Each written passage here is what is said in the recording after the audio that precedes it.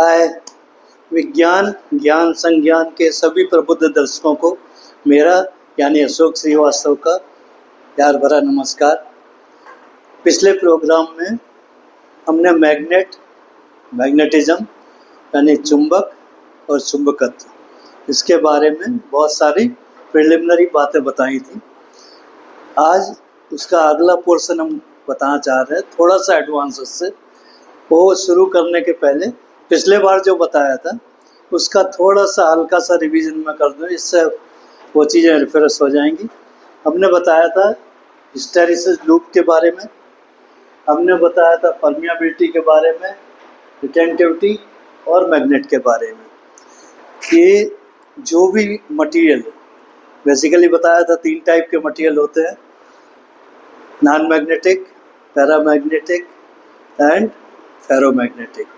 तो आज केवल बात करेंगे फेरोमैग्नेटिक की, जो आसानी से मैग्नेट में कन्वर्ट हो जाते हैं, इजीली मैग्नेट बन जाते हैं, इजीली छोड़ भी देते हैं। तो बताया था परमियाबिलिटी और रिटेंटिविटी। जो मटेरियल जितनी आसानी से मैग्नेटाइज हो जाता है उसकी परमियाबिलिटी वैल्यू बहुत ज़्यादा होती है, मीन्स बहुत जल्दी वो मैग्नेट बन जाता है।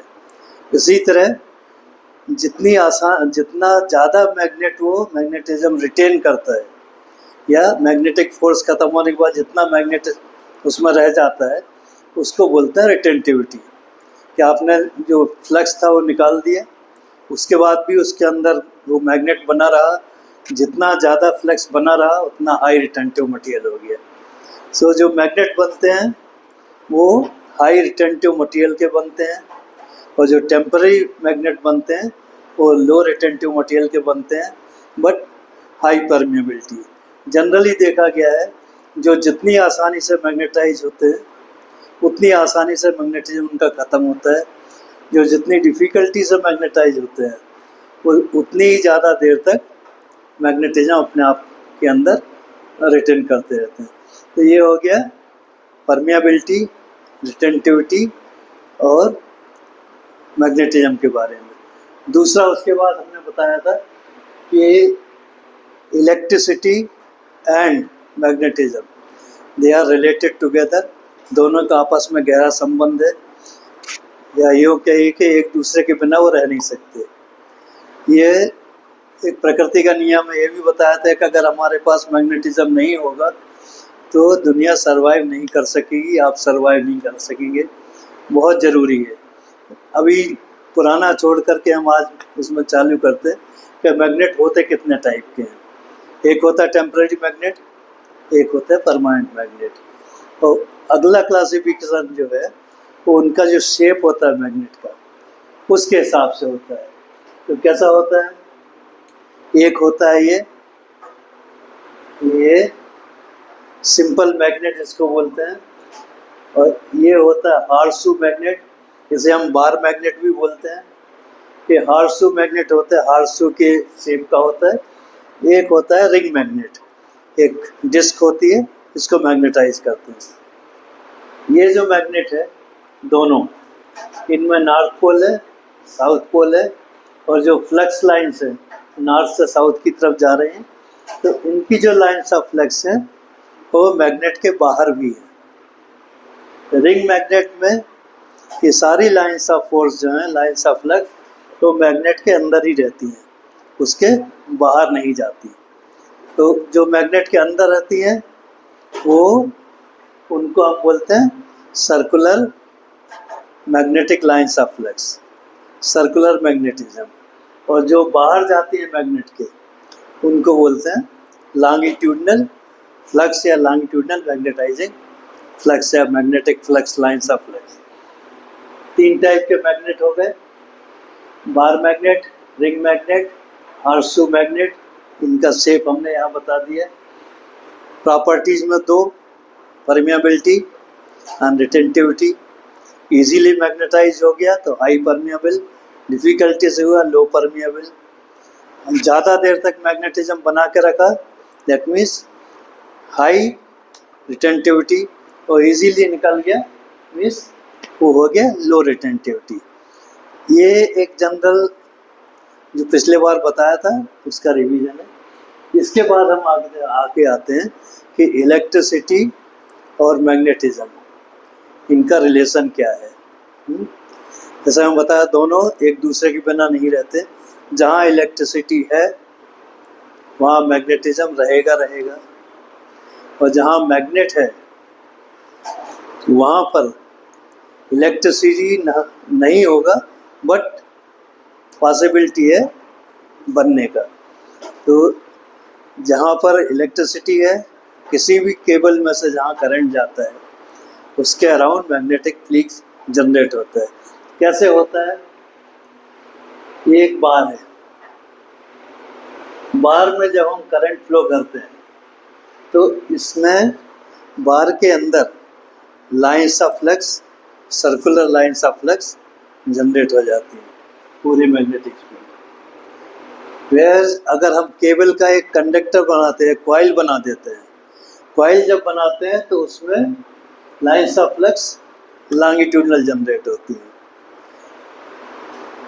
बार में से अगर हम करंट फ्लो करते हैं तो सर्कुलर मैग्नेटाइजेशन बनता है, जैसा कि रिंग मैग्नेट में होता है।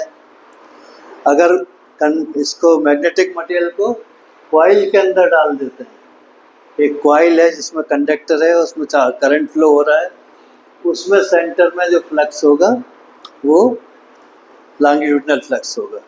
तो ये दो जो बातें हैं ये बहुत इम्पॉर्टेंट है आगे की स्टडी के लिए, कि जहाँ भी करंट होगा उसके around lines of flux generate होती है, और जहाँ लाइंस ऑफ फ्लक्स हैं जब उनको काटा जाता है किसी कंडक्टर से, या इंटरफेयर करते हैं, कट करता है लाइंस ऑफ फोर्स को कंडक्टर, तो वहाँ इलेक्ट्रिसिटी या करंट जनरेट होता है। इनका जो रिलेशन है, जो इसको बोलते हैं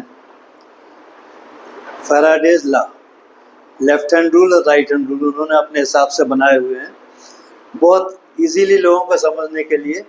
तो इसमें हमारे तीन चीज़ें फैराडेज लॉ में बहुत इम्पॉर्टेंट है। कौन कौन सी? एक तो लाइंस ऑफ फ्लक्स होना चाहिए, इस तरह से लाइंस ऑफ फ्लक्स आगे होना चाहिए। दूसरा आपके पास होना चाहिए एक कंडक्टर, और वो कंडक्टर लाइंस ऑफ फ्लक्स को कट करना चाहिए। मीन्स अगर ऐसे लाइंस ऑफ फ्लक्स है और कंडक्टर ऐसे मूव हो रहा है, वो उसको कट करता है, तो ये कंडक्टर के अंदर इलेक्ट्रिसिटी जनरेट हो जाएगी। It will become a source for electricity. Electricity बनाने के लिए लाइंस ऑफ फ्लक्स चाहिए और एक कंडक्टर चाहिए जो मूविंग हो, जो लाइंस ऑफ फ्लक्स को कट करे।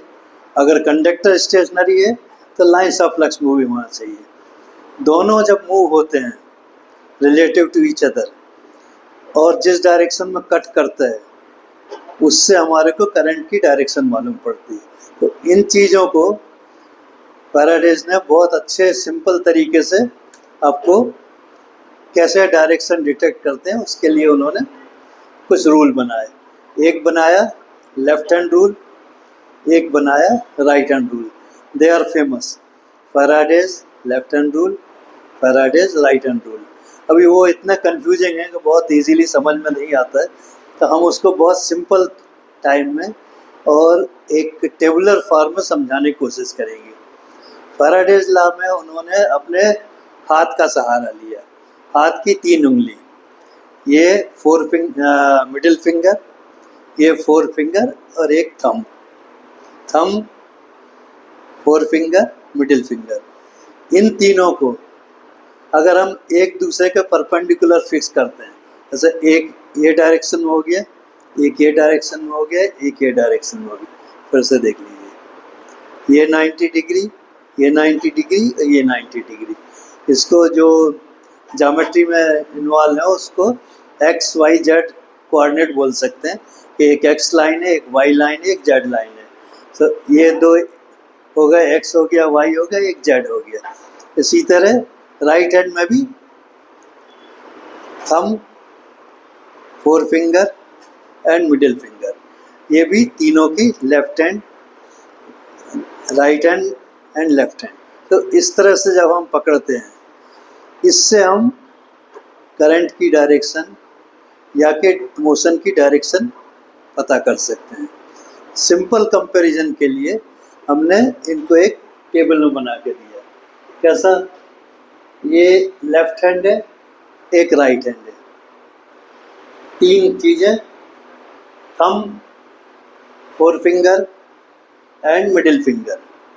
अभी जो फैराडेज लेफ्ट हैंड रूल क्या बोलता है कि थंब जो है वो फोर्स बताएगा। फोर्स बाद में बताता हूँ क्या है। लेफ्ट हैंड का थंब बताएगा फोर्स, फोर फिंगर बताएगा फ्लक्स की डायरेक्शन और मिडिल फिंगर बताएगी करंट की direction. Force, flux and current. इसी तरह राइट हैंड रूल में motion, flux and induce currents. अभी तीन चीज़ें जो पहले मैंने बताया, लाइन्स ऑफ फ्लक्स कट हो रही, मोशन हो रहा है और करंट हो रहा है। करंट, मोशन, फ्लक्स, तीनों की डायरेक्शन लेफ्ट हैंड और राइट हैंड रूल में आ जाती है। अब इनका प्रैक्टिकल इम्पोर्टेंस क्या है? इम्पोर्टेंस ये है कि जो लेफ्ट हैंड रूल है वो एप्लीकेबल है मोटर्स के लिए। दैट मीन्स अगर आपका लाइन्स ऑफ फ्लक्स हैं और एक कंडक्टर है जिसमें करंट फ्लो किया जा रहा है, करंट फ्लो कर रहे हैं, लाइन्स ऑफ फ्लक्स है, तो वो जो कंडक्टर है it will start moving around by some force. तो ये जो लेफ्ट हैंड रूल है ये मोटर का प्रिंसिपल बताता है। कोई भी इलेक्ट्रिक मोटर जब आप देखते हैं वो घूम रही है तो उसके सारी डायरेक्शन लेफ्ट हैंड रूल से पता की जा सकती है। दूसरा है जनरेटर। अभी राइट हैंड रूल जो है वो जनरेटर को रिप्रेजेंट करता है। कैसे? इसमें भी मोशन है, मीन्स आप कंडक्टर को अगर बाई फोर्स घुमा रहे हैं, लाइन्स ऑफ फ्लक्स हैं, उसमें एक कंडक्टर ऐसा घूम रहा है कि it is cutting that flux, तो ये कंडक्टर के अंदर ऑटोमेटिकली करंट प्रोड्यूस हो जाएगा, तो ये जनरेट हो जाएगा, मीन्स जनरेटर बन जाएगा। अब इसको बहुत सिंपल टर्म में समझिए, motor and generator basically they have similar construction, everything is same. अगर मोटर को ऐसे घुमाते हैं तो करंट पैदा होना चाहिए, और अगर मोटर घूम रहे करंट उसमें फ्लो कर रहे तो शाफ्ट घूमना चाहिए। बट फिजिकली होता नहीं है because there are some other construction feature, but basic principle वही है। Construction wise they are same, material wise they are same. Current उसमें डालो तो शाफ्ट घूमता है, शाफ्ट को घुमाओ तो करंट प्रोड्यूस होता है। मोटर और जनरेटर में बेसिकली बस इतना ही डिफरेंस है। कंस्ट्रक्शन अलग है क्योंकि लाइन्स ऑफ फ्लक्स आपको पैदा करना होती है, उसका तरीका अलग है, उसमें करंट फ्लो करके लाइन्स ऑफ फ्लक्स जनरेट होती है, फिर कंडक्टर जब मूव होता है तो इलेक्ट्रिसिटी पैदा होती है और जनरेटर बन जाता है। वेयरएज मोटर में सिमिलर थिंग, आपका लाइन्स ऑफ फ्लक्स ऑलरेडी हैं, आपने करंट डाला उसमें कंडक्टर में, it will start moving. Okay, तो ये बहुत सिंपल तरीके में मोटर और जनरेटर का डिफरेंस है। बेसिक कंस्ट्रक्शन में मैं नहीं जा रहा हूँ, ये कंस्ट्रक्शन किसी अगले प्रोग्राम में जब मोटर और जनरेटर की डिज़ाइन के बारे में कभी अगर बात करेंगे तो उससे हम बताएंगे। But principle wise how to find out motion direction or how to find out the current direction and how to find out how much force it will generate. जितनी ज़्यादा लाइन्स ऑफ फ्लक्स कटिंग होगा उतना ही ज़्यादा force होगा या उतना ही ज़्यादा current produce होगा। तो बेसिकली आप समझ गए होंगे कि ये जो लाइन्स ऑफ फ्लक्स हैं बहुत ज़रूरी हैं। आपके पृथ्वी में भी लाइन्स ऑफ फ्लक्स हैं, नॉर्थ से साउथ में जा रहे हैं, साउथ से नॉर्थ में आ रहे हैं। एक पोल है, नॉर्थ पोल की जगह मैग्नेट का साउथ पोल है, और जियोग्राफिकली जो साउथ पोल है वहाँ मैग्नेट का नॉर्थ पोल है। सो इस टाइप से जो कंस्ट्रक्शन है, मैग्नेट से आप इलेक्ट्रिसिटी प्रोड्यूस कर सकते हैं या इलेक्ट्रिसिटी से आप मोटर या पावर जनरेट कर सकते हैं।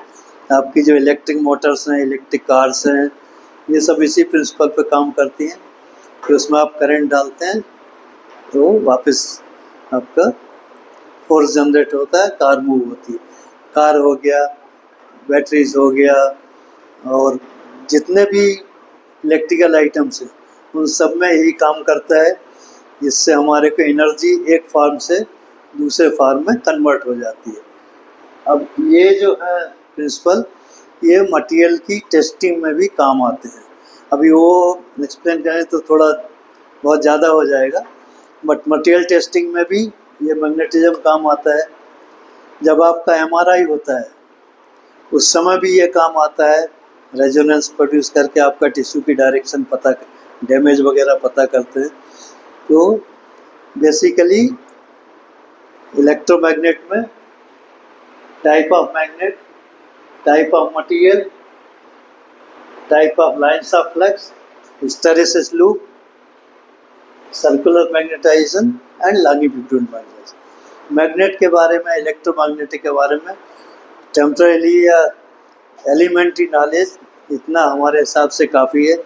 इसके बाद स्पेसिफिक जब हम आगे केस लेंगे तो उस समय एक एक फीचर को, चाहे वो ये करंट प्रोड्यूस वाला होगा, लाइन वाला होगा, कितना करंट डालेंगे तो कितना लाइन जनरेट होगा, या परमिएबिलिटी की वैल्यू कितनी होती है, हाउ टू कैलकुलेट इट, ये किसी एडवांस प्रोग्राम में जब हम स्पेसिफिक में जाएंगे उस समय कवर करेंगे। मेरे ख्याल से आज के लिए इतना काफ़ी है। आशा है आपको पसंद आएगा। पसंद आया तो आप लाइक, शेयर एंड सब्सक्राइब ज़रूर कीजिए, इससे हमारे को हौसला बढ़ेगा, आगे से हम और अच्छा प्रोग्राम बता सकेंगे। अगर आप अपना कोई प्रोग्राम हमारे चैनल पर डालना चाहें, आपका तहे दिल से स्वागत है। आप मुझे भेजिए, मुझे कांटेक्ट कीजिए। एज इट इज़ आपने जो बनाया हुआ है it will be broadcast on my channel. बहुत बहुत धन्यवाद प्रोग्राम देखने के लिए। Thank you so much.